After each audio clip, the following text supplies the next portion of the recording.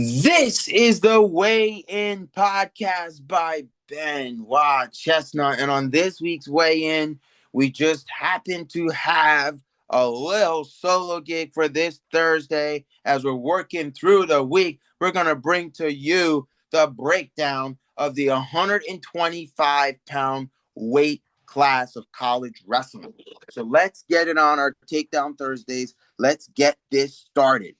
So as we get into it, we're going to get into what we feel is that 125-pound bracket. Weight class, I should say. So if we get off, we're using the openmat.com as we did last time. So we're going to extensively break this down. So on today's breakdown, the number one ranked is Matt Ramos. The number two is Richard Figueroa. And they've got North Carolina State's Vincent Robinson at number three and Steve-O Pauline of Northern Colorado at the four. So, when we talk about this and we get into really how nitty gritty this is, they Troy Spratley at the five and Eddie Van Treska at the six. So here's what I think. I see Troy Spratley All-American. I definitely very well see it. I see Brett Ungar of Cornell. I think he's going to become an All-American this year. And I also see Dean Peterson becoming an All-American. I don't much see Luke Liladol becoming an All-American at 125 because, I do look at, those two losses. When you take a look at those two losses, you see how they broke him down and he was beatable. Whether they were close or not, besides the point. That is just, how I feel here on the weigh-in. And I can always be wrong. We have tends to be wrong before.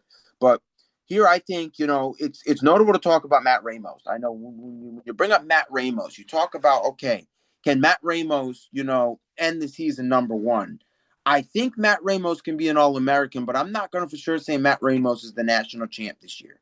I think that it's a very competitive 125 weight class, and you've got a lot of good guys from one to six right now. I think Eddie Van Treska has a good shot. I think if he's got some of his best wrestling, he's got a good shot to make a lot of movement. Eddie Van Treska of Virginia Tech, and I think that's safe to say. I think Troy Spratley. I think for Troy Spratley, I think the best thing for him would be to finish. I would say 3 or 4. I say Eddie Van Treska. I would like to see Eddie Van Treska. I'd like to see him in the finals. I would like to see it. I really would like to see Eddie Van Treska in the final. Really, I would like to see Brett Unger, at least, I'd like to see Brett Unger, Dean Peterson in the semis. And that's something, the likelihood of that is I call it likely. I call it likely. Both of them have done enough wrestling where I think that, I think it's very likely. I think in this sense, it's very likely. We talk about, as I call it, the wrestling madness. I know they say March Madness, but I always thought it was the wrestling madness, the big NCAA tournament. I kind of think, anything can happen. Anybody can go down, as we learned from Malik Councilman years ago, losing to Robert Howard in the first round. Couple turns can make the difference. And now with all these rule changes now and new college wrestling, you talk about that with all these rule changes now that it's possible. It's possible. Anything can happen. You get that 3-point takedown and those back points, and that's a difference changer. Everything can mean the difference. And I do think, I won't say what order, but, I'm going to call my All-Americans here. I got Eddie Van Treska All-American. I've got Dean Peterson making an All-American. I think he's had a good year. I got it. I got Brett Unger becoming an All-American. That's 3 right there. I've got Matt Ramos. I've got Troy Spratley. I've got more than enough All-Americans at this point where, it is that time of when I have all these All-Americans where I feel that there is a good way to go about this. This is going to be just fine. All these All-Americans are going to look good. I think that's the way I kind of have this going. And when I look at this, I look at it that way, North Carolina State's Vincent Robinson. I do think, I'm not perfect on it, but I think that, I may be off by probably two, maybe three guys about my All-American list. A few of them, not a full 8 All-Americans, but that's like my first, 5, 6 All-Americans. If you really think about it, with all the guys that I've said, I think Luke Lillidahl, I said I don't think he's going to be an All-American, you know, and if he does, I think he's going to be like outside on it. I think he's going to come in either 7 or 8 if he does All American. I'm not saying, I before I said he isn't, and I do still believe he isn't, but if he does, I think it's that 7, 8. But a lot of times, those Penn State guys, they do some of their best wrestling out there. Sometimes you think, hey, this guy may not perform well, but he does. So I think it's something where it says when you break down that 125 weight class, that 125-pound weight class, you look at, okay, is Matt Ramos the champ? You look at, is Matt Ramos beatable? And I think it's something due to be noted. Yeah, Matt Ramos is very, this year he hasn't been beat, but you look at when you get down to nationals, it's very different. I myself have never been there, but the atmosphere is different. You look at the big difference of, okay, you have a 7-minute match, and that's what you have. You have, 7 minutes and maybe more, depending on overtime, to beat a guy. And a lot of times, and this year's rule changes and all of that, the big difference is going to be is those 3-point takedowns along with back points. If you can get a 3-point takedown along with them back points, now you're out front. You're out front because when you put your opponent on his back and down a bunch of points, now you got a problem. Now your problem here is, okay, you've just maybe started off by winning the first 30 seconds if you score within third or the first minute. Now you're ahead. And now you have 7 minutes. At any point, that's an odd number. So, if you win the first minute and he gets up and wins in the second minute, you look at how different that can take. And when you look at that and the way it goes, you look at and you compilate that into that 125-pound weight class. You've got a lot of good wrestlers here where you say, hey, some of these guys may be able to do a lot of good wrestling.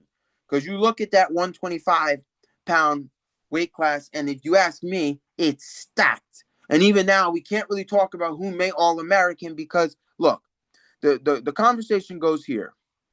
Brett Unger is, I believe is going to make the Nationals. Brett Unger could all of a sudden not make the National. Dean Peterson could not make the National. So this is a tentative across that these guys that I'm saying make the National.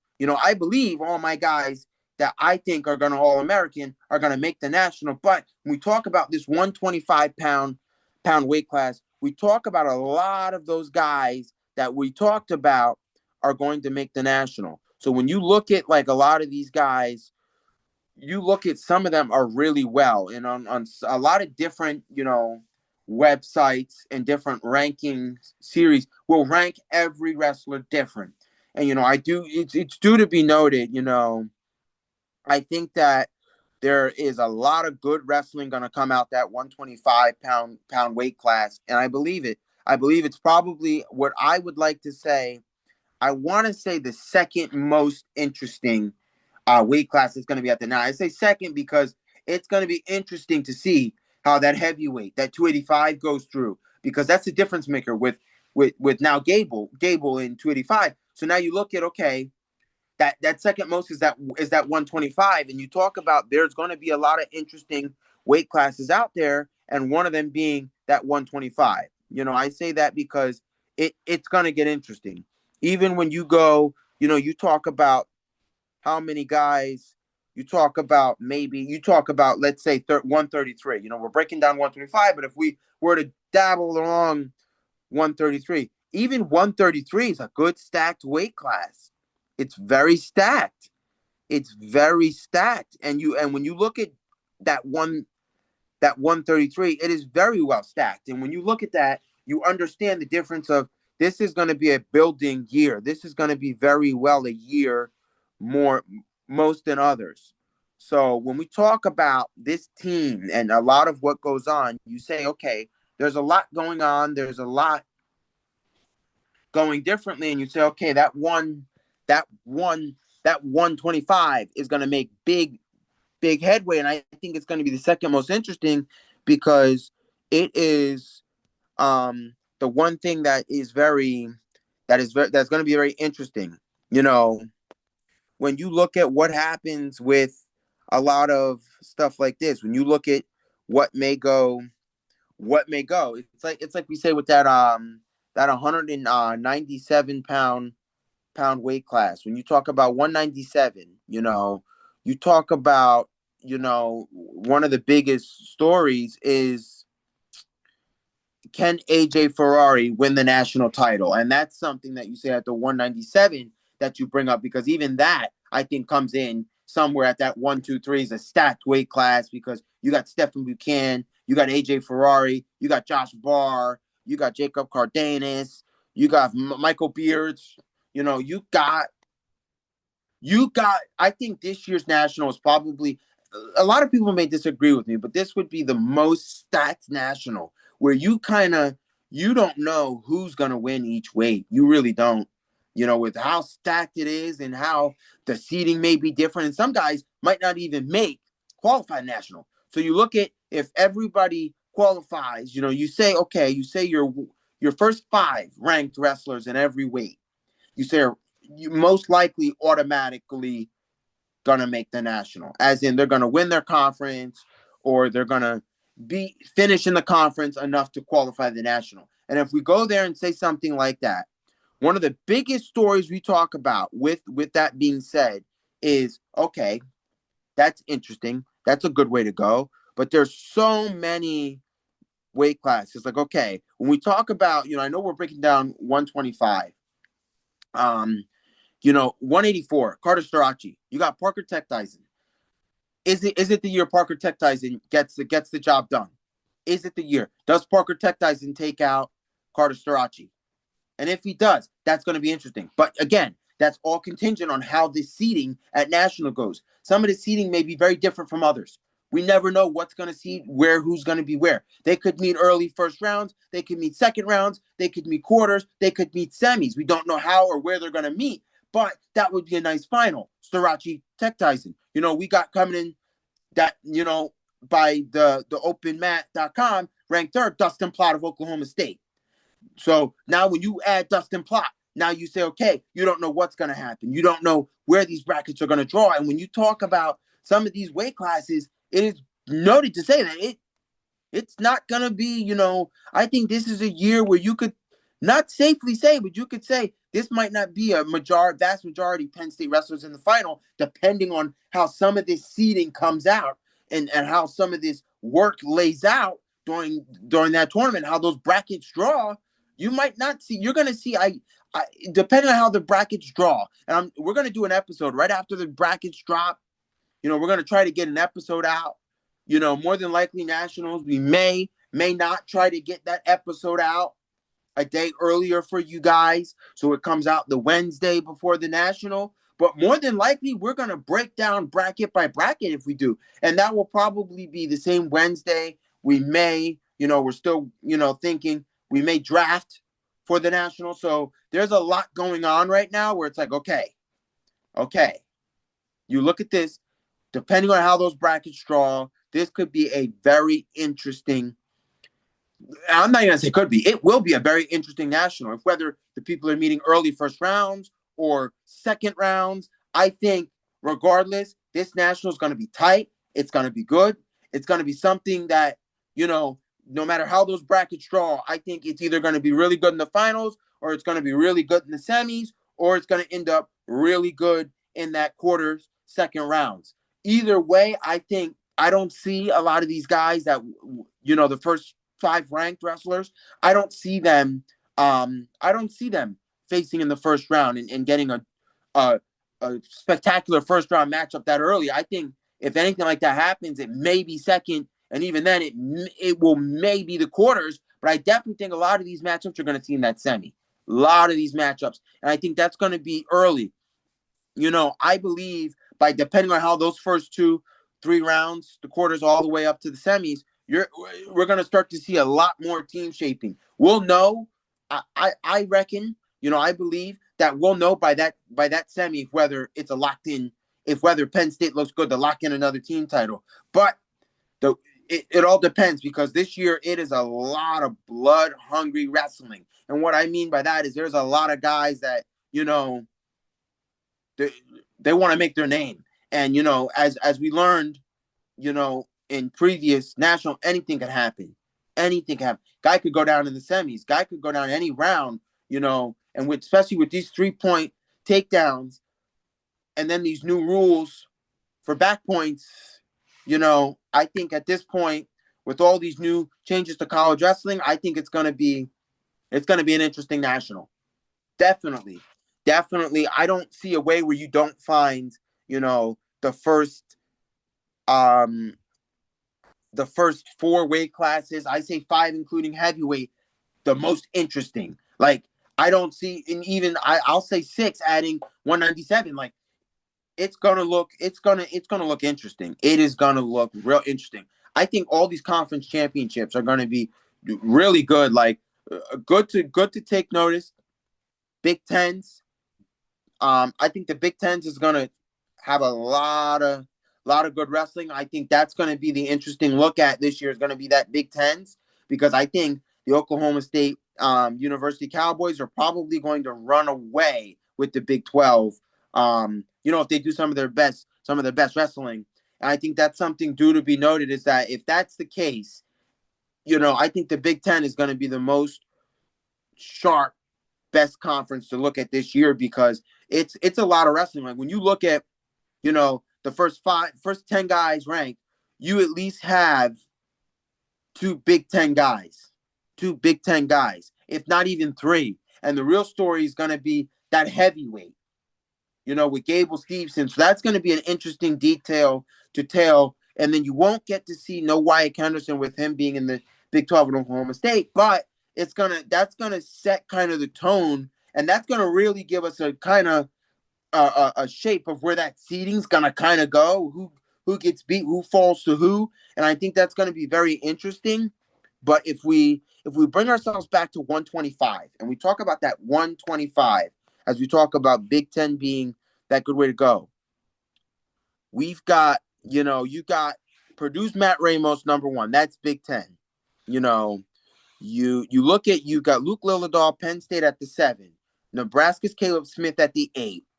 And when you talk about that, we haven't even got to 10 yet. Now we've got 3 Big Ten wrestlers ranked up top. That's going to be interesting come there. And then even closely following, we got Dean Peterson at the 12. So, like, some polls, as the time of this recording in this week, have met 7. So you look at, okay, if we were going off for another poll, Dean Peterson's a 7. He's above 10. So you look at that 125 Big Ten championship bracket.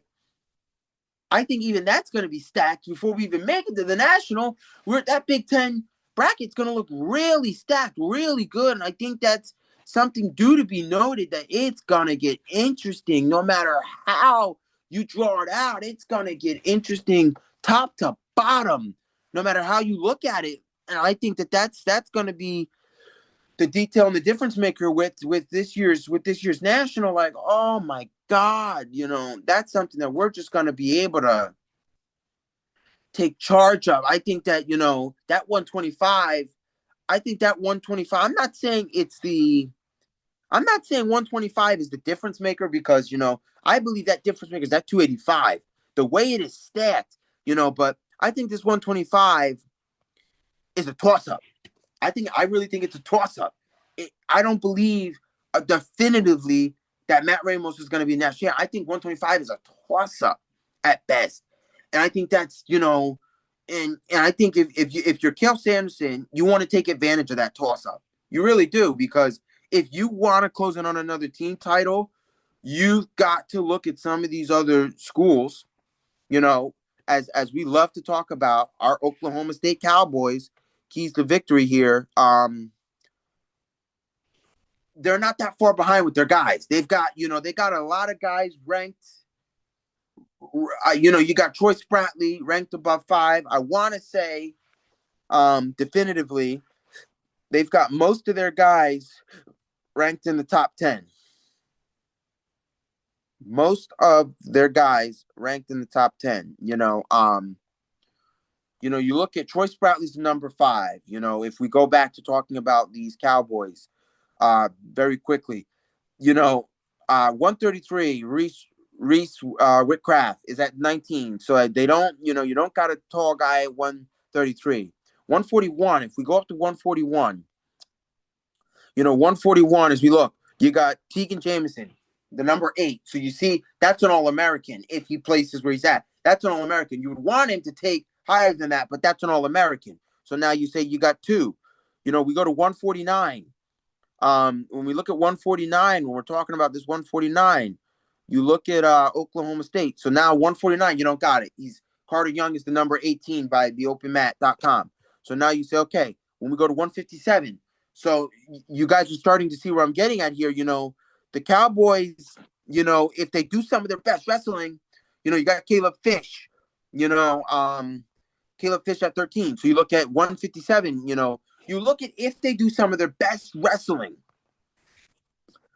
it's going to be interesting the way this comes out. You look at Cameron Amin. Cameron Amin is going to make some noise. So you talk about the guys they have, the lineup they have. It was once said when Cameron Amin was on Michigan about how the difference maker when your teammate goes out there and gets that fall, how you want to get out there and take that energy. It's going to be a lot of that because, Oklahoma State's got some guys in some places where they can very well make it. And then we talk about Team Hamity. At 74, at 174, you got Dean Hamity. So now you talk about they got a 125 that's in the top 10. You got Dean Hamity that's in the top 10. You look at the 184. That's Dustin Plott that's in the top 10. So when you go to 97, we're just going to go down the rank here and talk about these Cowboys. You got Luke Stolberg at 6. So you look at, okay, now you got 4. You've got 4 in the top 10. And, you just got a bunch of guys in the top 10 enough that, it looks like it could be some, if Cowboys do some best wrestling, you got 4 guys that can very well do some good wrestling for you. What's going to be the difference maker is some of these other brackets. Like, okay, you got Tegan Jameson. I know I already brought him up, but Tegan Jameson 141. You've got, I reckon 5 or so All-Americans out of that. And, if Dustin Plott makes the finals, now you've got a finalist. If Dean Hamity, now you go. So that's something to be said, and a lot of these weights where Cael Sanderson is not the number 1, the number 2 ranked right now. You say, I kind of count those as toss-ups. I count those as the toss-ups. And those are the toss-ups that we can kind of almost work on and say, okay, that's a toss-up for us. That's something that we may be able to, beat Cael in. The difference maker here is going to be, Penn State is a very dominant program. And you look at, even then, like at 125, it's just like 125 is one of those weight classes where it is an interesting breakdown because it is a not Cael Sanderson led, it is not a Cael Sanderson led weight class. And that's why I call it a toss up. That's why I decided to break down that 125 almost, as the title is breaking down 125, but it was and more, as we always say, and more, it's never just one thing. And I think, when we're going to bring ourselves back to this 125, I think it's a stacked weight class. Like, okay, Matt Ramos is 23-0. Rich Figueroa is 8-1, Arizona State. Vince Robinson, 17-1. Steve Pauline, I apologize in advance if I'm mispronouncing his last name, but I know I just got his first name on Steve-O. Steve-O, Northern Colorado, 16-1. Choice Bradley, 16-3. Like, you look at these records of these guys in the top 10. You know, Eddie Ventresca, 13-3. Luke Lillidahl, 14-2. Caleb Smith, 16-4. Sheldon Schmoyer from Lehigh, 17-2. And we'll stop at 10. Actually, we'll stop at 12 with Dean Peterson. Brett Unger, 5-3. You know, Jet Strickenberg, 14-5. Dean Peterson, 18-4. Like, you look at the top 12, and we'll even go Kaizen Turkana, Iowa State, the number 13. I bring him up because he's 11-1. If you look at a lot of these guys within the first 11, he's the first 13 because he's the number 13. You know, the most losses is 5 losses. So they've only lost 5 times. And when you look at like the first 5, like the first 4, they've only lost either 0 or once. That, you know, you got to take that into effect. That these guys are doing some wrestling now, you know. And when you take that into effect, the Nationals, a lot of these guys are not all in the same conference. Like, a lot of them, you know, Purdue, Big Ten, you know, you look at all these conferences, Oklahoma State, Choice Bradley, Big 12, you know, you got ACC up there. You know, a lot of these guys are not the same conference, which means the clash we're going to get at Nationals is just going to be absolutely perfect between some of these guys. And, you know, for me, I think, you know, the first 13 look good. So, you know, they're going to meet each other way before the semis. You know, possibly some of these might meet Concies. I mean, not Concies, but some of these might meet, you know, some of them are going to meet in the Concies. But quarterfinals. Some of these going to be quarterfinals. You know, it's just like, when you look at this, when you look at the first 13, you say, wow. And, you know, and if we look at the first 13 of 133, you know, I know we talked about 125, but if we look at the first 13 of 113, like, the first 13, the most losses is 6. Like, these guys don't have a lot of losses, I'm telling you. And even then, like, okay, well, 133, we got a lot of Big Ten guys, you know, up there, top there. But still a lot of different conferences. And we'll just check 141. One more, and we'll go through. You know, we look at the first 13 here. The first 13, you know, and on this one, 7, the most losses. You know, you look at, okay, you know, and then, you know, our magical famous 285 that we love to talk about, that 285. When you look at the first 13 and 285, the most losses we have here is 5. 5 losses. Like, you know, you're not going to find a lot of guys that get losses. Like, our first 3 guys, Gable Stevenson, Greg Kerfleet, Wyatt Henderson, no losses. That is why I'm talking about, you know, that this 285 is gonna be interesting. And then that 125, where you've only got your first 4 guys only have 1 loss. You know, I know Richard Figueroa is 8-1, has only had, you know, 9 matches, but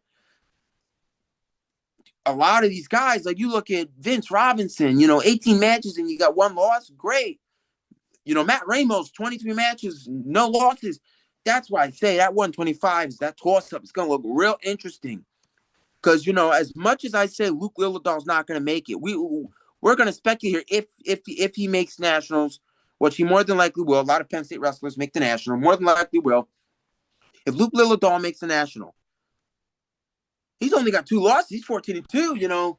I can't, you know, if Luke Lillidahl makes the National, I can't even say Luke Lillidahl's not going to win, you know, and not going to be up high. As much as I don't think it personally, but the stats here, I can't say he's not going to make a National or not going to All-American because, you know, look at the amount of just the sheer fold of losses in the first, like, 3 for, in the first five, in the first five ranked guys, we got 6 losses, and that includes Matt Ramos. Like, wow. It's just absolute beautiful, beautiful, beautiful weight class, 125. So, I'm coming at 125 is going to look good. So I would say 285 at first. Now my second, 125, all the way up to the national. I'm going to try to keep breaking down, the best way I can, because this is our first year doing breakdowns on weight classes. And as we continue to do these, we're going to get better and better and better. So as we break down 125, we're going to continue to try to break down weight classes for you guys. We're going to keep going and going, in the order I feel is going to be the best weight classes at nationals, that's what I feel is going to move on, So with that being said, on this week's episode of Takedown Thursday, this is another one, breakdown of 125, definitely, and more. Broke down a lot more of college wrestling, an overview of just the sheer fold of how good I believe this national is going to look. So with that being said, this is the weigh-in. This is the weigh-in by Benoit Chestnut and, normally Sebastian Romero, but not on this week. But with that being said, don't worry. We'll be back to our regularly scheduled program next week. So with that, weigh-in out.